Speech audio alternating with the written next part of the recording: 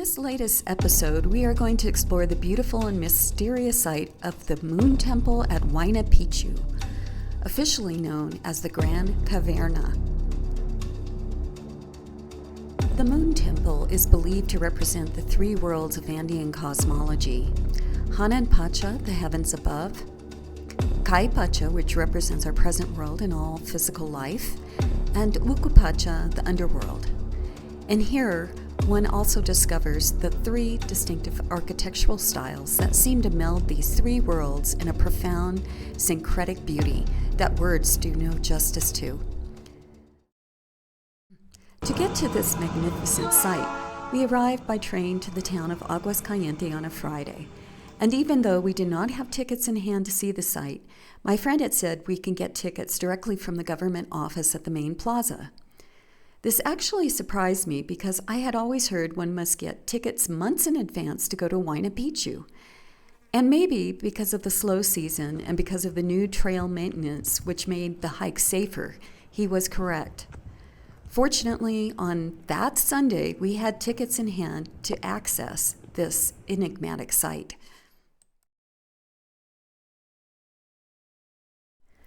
The Moon Temple is located on the Royal Route, also called Route 3C, and takes one approximately 4 to 5 hours to complete. To reach the site, one must hike approximately 1 hour on Machu Picchu's lower sectors and 3 to 4 hours up and down the steep mountain terrain. Though infinitely more challenging, this route is without the large crowds that one finds at Machu Picchu's main site, so you can take your time without getting whistled at by the guards for loitering at the main site, which suited me just fine. The only caveat is that you must arrive early in the morning because they want you off the mountain early in the afternoon for safety reasons, as inclement weather often comes in the afternoon, making the return trip on the precarious slopes of the mountain often scary and dangerous. As one arrives at the site, we marvel at the uniquely transcendent beauty of the location that seems impervious to the ravages of time.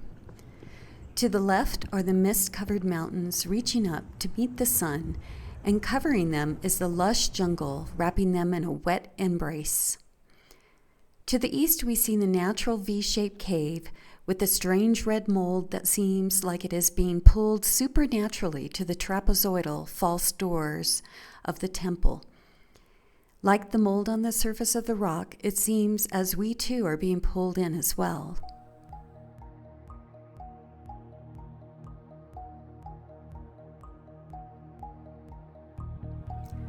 After our eyes adjust to the darkness inside the cave, we see probably one of the most exquisite temples ever built. Made of fine white quartz, the Temple of the Moon dazzles the eyes with its white rock, its symmetry, and its sublime beauty of interlocking stone that fits seamlessly into the contours of the cave. All around it are the remnants of the Huayna Picchu rock, or Mother Culture rock, with its monolithic stones with niches, knobs, and seats that seem to defy explanation in the modern mind. Called the Moon Temple for the shadow cast from a giant knob on a rock in the cave during a full moon, it represents the rhythmic cycles of the cosmos and the astral realms.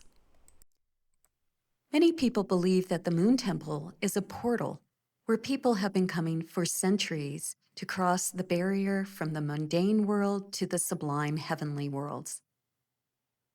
The moon, known as Kia in Quechua, the language of the Andean people, not only represents the rhythm of life and the cosmos, but also the land of the dead and rebirth. At the Moon Temple, archaeologists discovered mummies in the niches and ledges inside the inner sanctum of the cave, a very common practice among the Andean people. This is where the dead were brought to go back to Pachamama, the land of the dead, and to be reborn in the next cosmic cycle.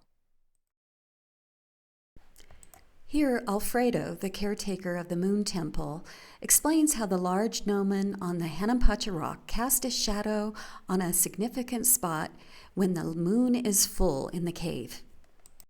Moon, see? The luna. Ajá, la luna. Yeah. Wow. So the moon comes up there and it comes down here, yeah. otros que también concuerda con la sombra. Según va girando, igual también acá lo tengas igual. Here we come into a chamber with 4 double-jamb trapezoidal doors, indicating they are portals to other dimensions. Even today, the locals show their respect for these places by putting offerings of coca leaves for Pachamama and the gods into small niches within the doors, a common sight here in the land of the gods.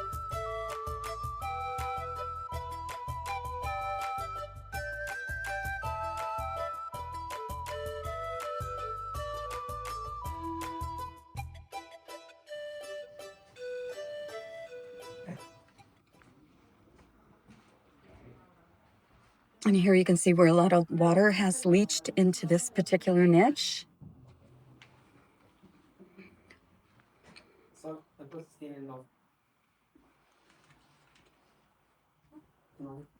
And where people put their offerings of coca leaves. And you can see how some rocks will go around the corner here. You'll notice that. Very tightly fitted and precise.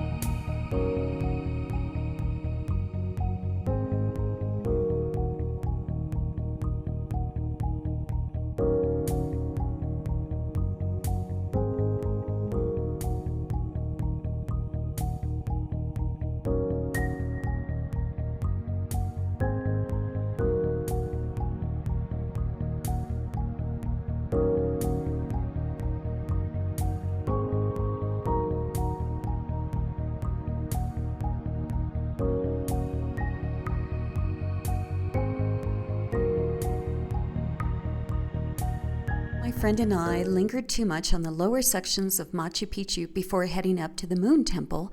We quickly found ourselves running out of time before we needed to head back to the main plaza. But before leaving, Alfredo, the caretaker, gave us a last-minute tour of the Temple of the Meteorite, which was directly adjacent to the Moon Temple. This Inca site was almost a duplicate of the Moon Temple, with a cave and a temple with 12 niches, but constructed in a much simpler fashion to the mastery work found at the Moon Temple. Inside the Inca temple, we did find a few meteorites that pilgrims had carried with them to leave as offerings to the gods.